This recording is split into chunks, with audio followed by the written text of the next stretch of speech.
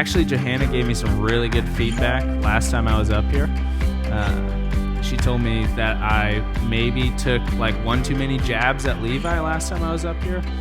And if you don't know Levi, if this is your first week here, he's a lot older than me. He's a lot balder than me. And so I'm just going to get it out of the way right off the bat. We're going to do it one time. I'm just going to throw him under the bus, and then we'll get past it, and I won't come back to it. I promise, Johanna. So he approached me about a month ago, and he asked, hey, I'm going to be gone on October 13th. Would you mind preaching? And I said, yeah, absolutely. I'm happy to do it. What would you like me to preach on? And he said, I'll let you know as we get a little bit closer. And we got a little bit closer, and so I asked him again. I said, hey, what would you like me to preach on? And he said, you figure it out. Like, I trust you. I don't know if he was just annoyed that I kept asking him or if he really does trust me a little bit, but it was a moment of trust, and I hated him for it. And because last time he said, David and Goliath, and I said, oh, I can do David and Goliath. I know that story. That's an easy one. And he even gave me a book to read last time, and this time he gave me nothing. And then so that last Wednesday, I asked him one more time. I said, hey, what would you like me to preach on? And he said, man, just go for it. And I said, nope, I'm not accepting that. Give me something. And so he said, I'll let you know by the end of the night. And the end of the night rolled around, and he gave me nothing still. And I got food poisoning for the first time in my entire life that night.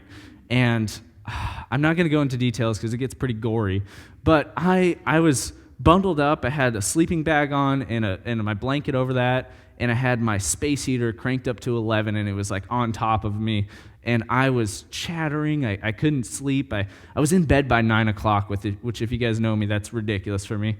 And so I was chattering until maybe 2:30 a.m., and I decided I finally need to pray. And so I prayed, and I was just asking for stillness so that I could get some rest. And so as I prayed, I stilled, and I stopped shaking so much. My teeth stopped chattering, and I was able to go to sleep for about an hour and a half. And I woke up at 4 a.m., and I was on fire, just like I ripped off all my layers, but I was wide awake, and my fever was like kind of broken. And I pulled out my voice recorder on my phone, and I recorded maybe like 20 minutes of what I thought at the time was just this beautiful sermon for you guys. And so I woke up in the morning, and I was so excited. And Johanna brought me some Gatorade, and I told her, I was like, man, God put this message on my heart last night. It was incredible. And then I listened to it, and it was this fever brain scattered everywhere. None of it made sense. But I was able to pick it apart and sort of piece together something for you guys today, because when there's a message on your heart, who am I to say that it's wrong? So if you can't tell, we're going to go a lot of places today, and I'm blaming it on my fever brain, but I'll bring it back around in the end, because there was some nuggets in there. There was some good stuff in there. But I'm going to start here. If you guys don't know, we started up our small groups already. We tell you about it every week. And if you're not in one, it's an incredible way to get plugged in. It really is great. And we've been working through the book of James. And last week or 2 weeks ago, we worked through our third session in James.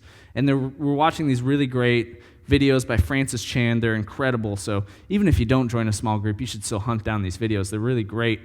And if you haven't watched any of them, or if you haven't joined a small group yet, this is going to be a spoiler alert for you guys, but the book is way better than the movie, so I encourage you to read the book of James at some point in your life. But anyways, I'm going to highlight this section that resonated with me from 2 weeks ago, and more specifically, we're going to hone in on just a small section of it, but it comes from James chapter 1 in verse 19, and it says, "My dear brothers and sisters, take note of this. Everyone should be quick to listen, slow to speak, and slow to become angry." And like I said, I'm just going to hone in on just a small section, and I'm just going to be focusing mostly on that middle section today, that quick to listen, slow to speak. And I know you guys have sat through about 20 minutes of me up here talking about how we should listen better and the benefit of listening specifically for others.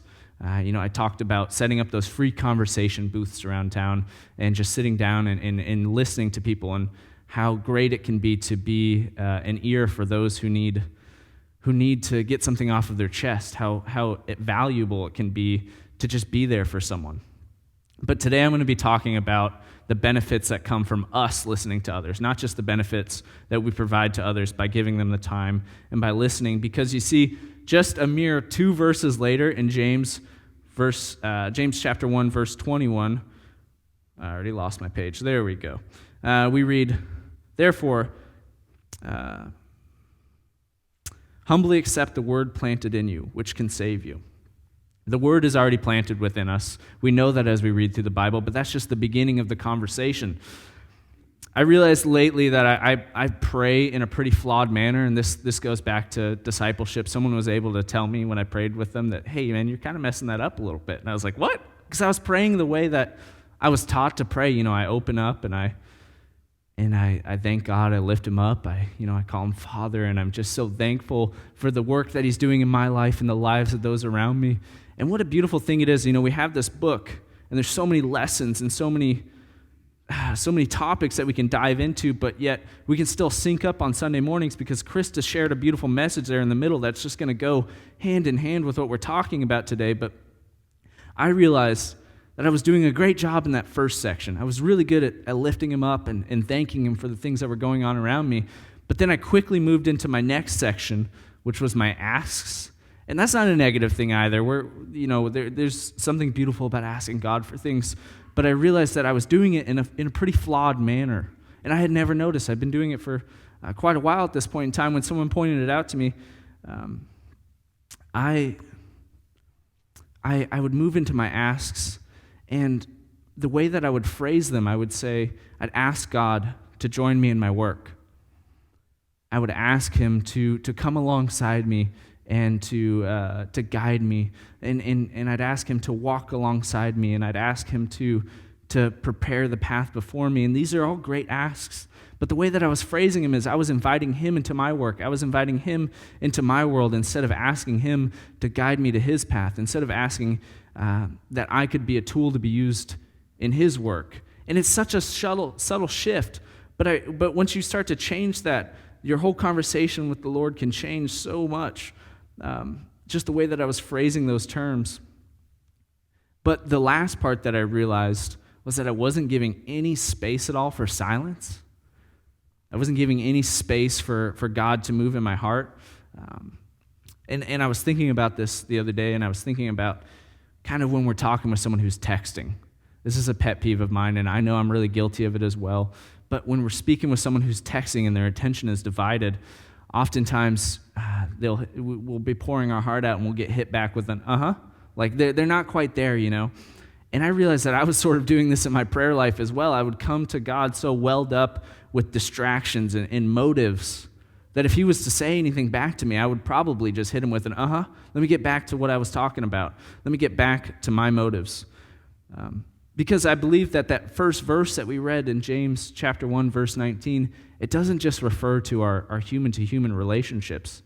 It doesn't just refer to being slow to speak and quick to listen when we're in conversation with others, but I believe it also refers to our prayer life. That we should be slow to speak and quick to listen when we're in conversation with the Lord. Dietrich Bonhoeffer writes this in a really beautiful way. He says that just as love begins with listening to his word, so the beginning of love for brethren is listening to them. And I might have shared this with you guys before. This is another story that we're going to dive into, and I've gotten a lot of mileage out of this one, so if you've heard it, I apologize. But it's a good one, and that's why I keep sharing it. And it comes from my buddy Scott Spooner, a really awesome guy, and this was one of my first weeks at Young Life. And if you guys aren't familiar with Young Life, it's this high school age ministry where we go to where kids are. We show up, we earn the right to be heard just by starting with listening. We're listening for ways to serve. We're listening for ways that we can hang out, but more importantly, we're listening for details, and we're listening for what's going on in our students' lives, and we're listening for ways that we can display value back to them. We're listening for ways that we can show that they're important. And this isn't just something that works in high schoolers or middle schoolers. This is something that works with humans. When we're shown that what we're saying is valuable, when we're shown that people are listening, it's such a beautiful way to connect.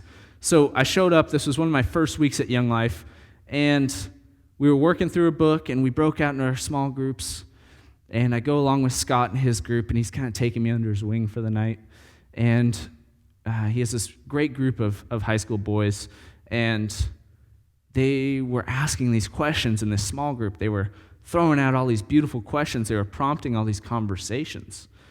And I was eating it up. I was loving it. They were just like setting me up, and I was knocking them out of the park just nonstop. And I was on fire, and I was killing it. And I was so excited that I was able to preach love and answer these questions, these deep philosophical questions that these boys were asking. And so at the end of the night, I walked over to Scott and I said, man, that was awesome. I was like riding this high. I was like, man, we did so good in there. We killed it. And I said, how did I do? And he goes, I was expecting this pat on the back. And he goes, man, you did so good. You got to shut up in there, though. And I was like, what? I'm the leader. I'm there to answer these questions. They had all these beautiful questions. And he said, I know. But God moves in the silence, man. God stirs hearts in the silence. And it was this great reminder that I don't have to have the answers to the questions. I just have to be present. And every year we take this group of students to camp. And I love going to camp every year. It's one of my favorite times of the year. And one of my favorite things that we do is we have a 15-minute camp-wide silence. I don't know if you guys have ever tried to sit still for 15 minutes. It's really difficult. And it's even more difficult when you have like hundreds of students around you that are trying not to giggle, that are trying not to talk to their camp crush. It's so hard, and you're sitting there and you're staring up at the sky. Sometimes it's at night, sometimes it's during the day. It's this really beautiful experience, though, and you don't know what's going on in the hearts of those around you. You don't know what people are dealing with. You don't know what they're processing through. But it's difficult, and it's even difficult for me. And so when we go back to our cabins, we walk silently back to our cabins, and we get a chance to sit down, and we get a chance to talk about, what happened while we were out there. What do we have these conversations about? What was going on in our hearts? And usually it's like, man, it was really difficult. This kid kept farting near me, and everyone was laughing, and it was like, yeah, I understand it. I heard him too. And every now and then you'll get a student that'll be like, it was really great. And I had a student one year that told me, hey, it was incredible. I got to spend some time with Jesus. I felt his warmth. I felt his love around me, and I began to cry. And they were tears of joy.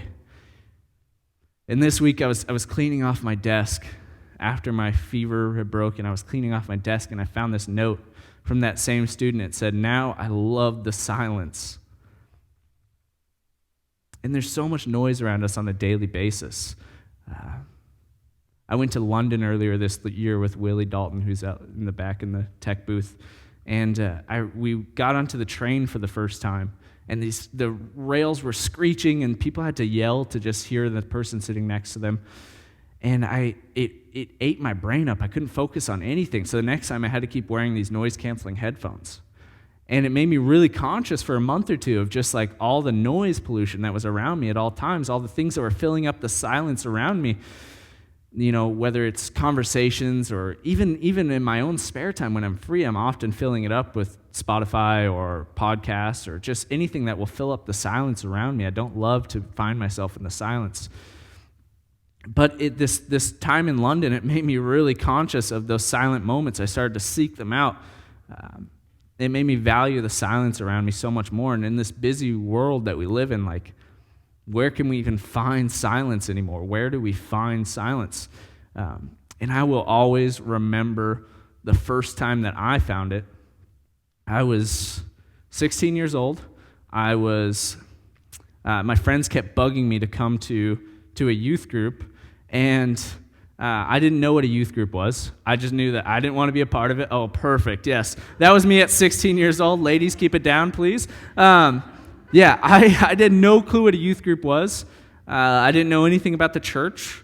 I didn't know what they stood for. I thought I knew what they stood against, but I wasn't totally sure.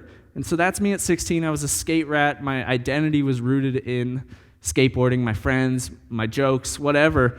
I didn't think it was prime church material, which while we're on this and we're talking about the message of being slow to speak and quick to listen, I just want to reiterate real quickly about this kid that's sitting right there, because I didn't know anything about the church. And I did not come to the church because of what I believed. That had nothing to do with it. I didn't come to the church because of what I thought the church would believe about me. And so next time you're in a conversation with someone who's not part of our church family or isn't part of their own church family, just keep that in mind. But this 16-year-old, he went out on a hike with some friends. One of those friends is in the audience right now. And we went up Mount Baldy, and I went up to the top by myself, and I found this little ledge to sit down on. And I was sitting on this ledge, and I was dangling my feet over this big drop. And I realized I'd never been in the wilderness alone by myself. And I'm sitting up there, and there's this immense quiet. It's overwhelming. And you know, if you've experienced this, your senses start to pick up other stuff. When you're not so bogged down with all these noises around, you start to smell things differently. You start to just pick up more things around you. You notice the rhythm of your heartbeat. And it was this really beautiful moment that I felt immensely thankful for. And I knew I needed to say thanks for it. And I didn't know how that started. I didn't know what it meant to say thanks, especially for the silence. But I bowed my head and I decided to pray. And I never prayed before. But I just said, "Dear God, thank you." And as I did that, there was this wind that picked up through that valley, and it almost swept me off my feet or off my ledge. And there were some wolves or some dogs down below that broke the silence. And I felt like it was this pat on the back. So the next week, I took the invite to go to that church group, and I've been stuck at this church ever since. But I started reading these stories about how the world worked, and it was totally contradictory to how I thought the world worked up until that point. And one of the things that was really confusing to me is I kept reading about people hearing from God, which I had no clue what that even meant at the time. Like, what does it mean to hear from God? And people spending time with God, which I didn't understand what that meant either. And so I began to wonder what it would look like when I was reading these stories where people were finding a new identity in God. And my kids, my middle schoolers sitting in the audience right now are so sick of this. They've heard this story. But I started to read these stories about what it meant to find a new identity in God. And so I would pray each week that God would give me a new identity, that I'd be able to shed my old identity. He would give me a new name. Because that's what I kept reading about, these guys getting new names, people spending time with Christ and getting new names. And so I just kept praying to give me a new name that would fit my new identity. And I just kept coming back to my name, which is Michael. And I know all of you guys know me as Mikey. And I don't ever plan to go by Michael, so don't get any ideas. I don't want to go by Michael. Don't do it. That's for like my 6th grade teacher is like the only person who calls him Michael. But I kept reading it. I kept coming across my name again and again, and so I decided I needed to know what my old identity meant before I shed it. And so I Googled it. What does Michael mean? And what I came across was, let me read this so I get it right. Michael was he who was like God, or he who is close to God in some translations. And I looked up Huff, my last name, and it meant man of the mountain, or man who dwells on hills. And I realized in that moment that my name was my testimony. My name was my identity, that I was this man who felt close to God when I was on top of that mountain, when I was shrouded in silence. And now, I know listening to this, some of us are new in our walks. Some of us have been coming to church since we were children. And still that idea of hearing from God can be a pretty weird topic because sometimes, we hear people say, "Oh, I heard from God. God spoke to me," and we don't get any follow-up to that. We don't get any explanation as to what that means. I don't know if you guys have ever had this experience before of like having a conversation with some believers, or maybe there's some non-believers shuffled in there, and you hear someone say, "Man, I heard from God. God spoke to me, and he told me that I should take that job. I should have that experience." And then you get that follow-up from that person who's a non-believer. It was just like, "Hey, when Stephen mentioned like he heard from God, like was he talking? Was it audible?" Like, what? And you have to like backtrack, like, "Oh man, I don't know. Everyone's relationship with God's a little different. I wasn't there. Like, it could have been. I don't know. I'll follow up with him." And I know I was really worried early in my walk that I wasn't hearing from God audibly, and that can be discouraging. That can be pretty confusing. So I think how do we rephrase this idea of that I heard from God in a way that can make a little bit more sense? Do we say, "I might have heard from God"? Like, I'm going to live this out for a few months and see if this was from God, if this was a message, see if this really was God moving in my heart. Because I don't know, this is another prayer flaw that I came across recently. I often come to God already having made up his mind for him. Has anyone ever done this before? This is like something I do pretty often. I feel like I'm like, hey, God, man, I got it figured out. I know we talked about this before. I got it figured out. I already thought of A, B, and C. Like, we've got this dialed in. Don't worry about it, man. I've got it figured out. That's the woman for me. That's the job I need. That's the move I need to make. And you try to make up his mind for him.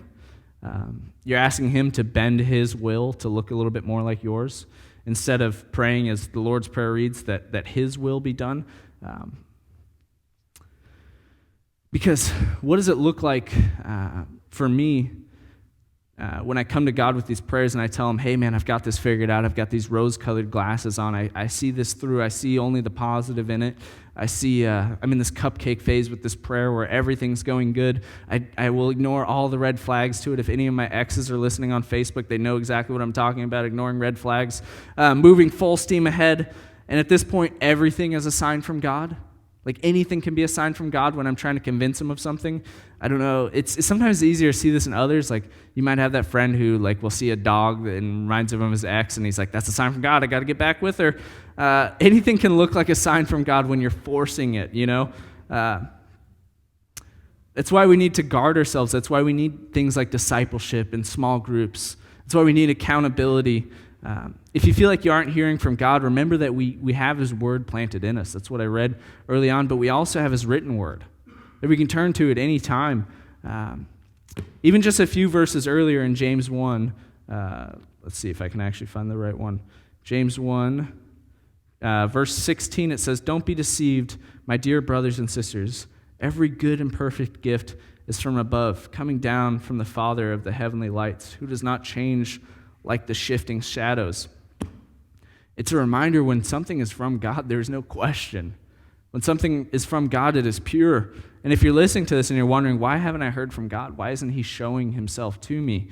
I hear people talking about it. I've fallen trapped to this before. I hear people say, God spoke to me. And as Christians, we can be really quick to say that before we started to live it out, before we've seen if it is truly of God. And I just want to remind you that very seldom in the Bible do we see God showing himself to someone while they're at breakfast or while they're at Nordstrom's and telling them, hey, don't buy that jacket.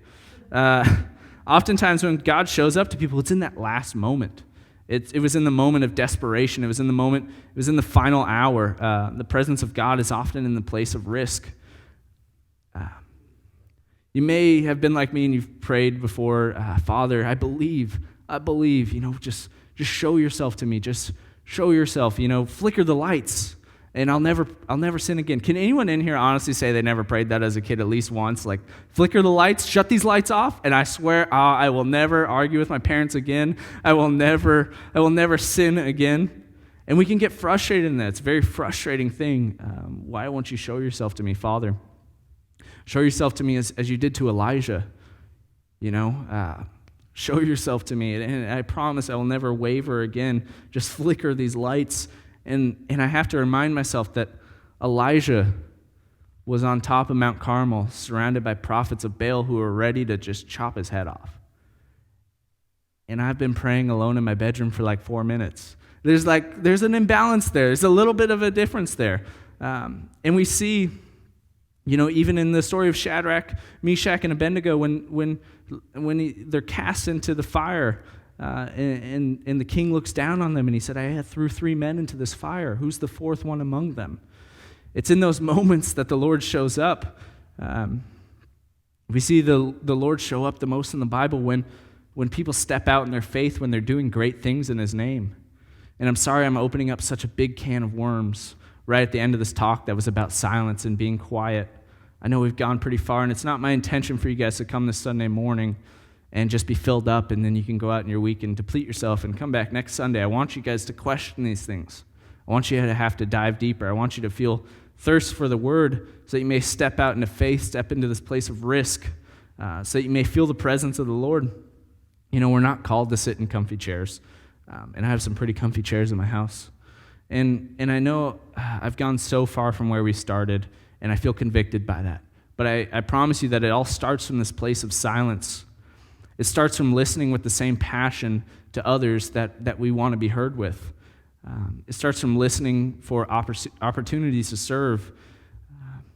It starts for listening for opportunities to love better. It starts as Philippians 2, verse 3 reads, "Be humble, value others more than yourselves." And when we do that, our words become a little less valuable, and we start to listen a little bit more. When we heed the warnings of Proverbs 18, verse 2, that fools find no pleasure in understanding, but delight in airing their own opinions. We don't start our spiritual walk on top of Mount Carmel.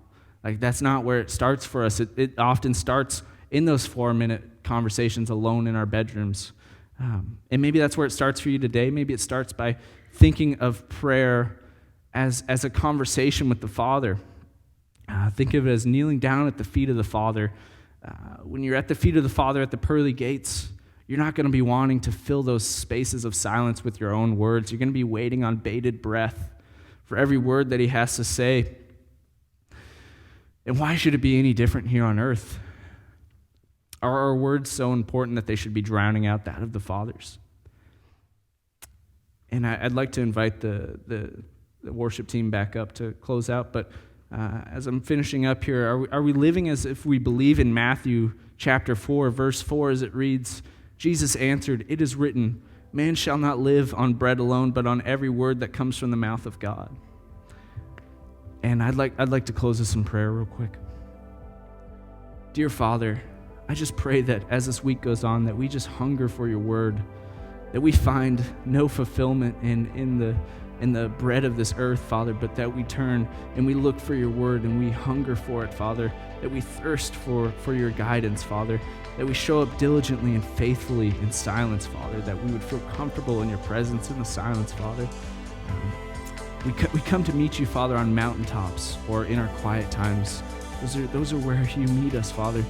And we kneel at your feet and we humbly accept your word. In your name we pray. Amen.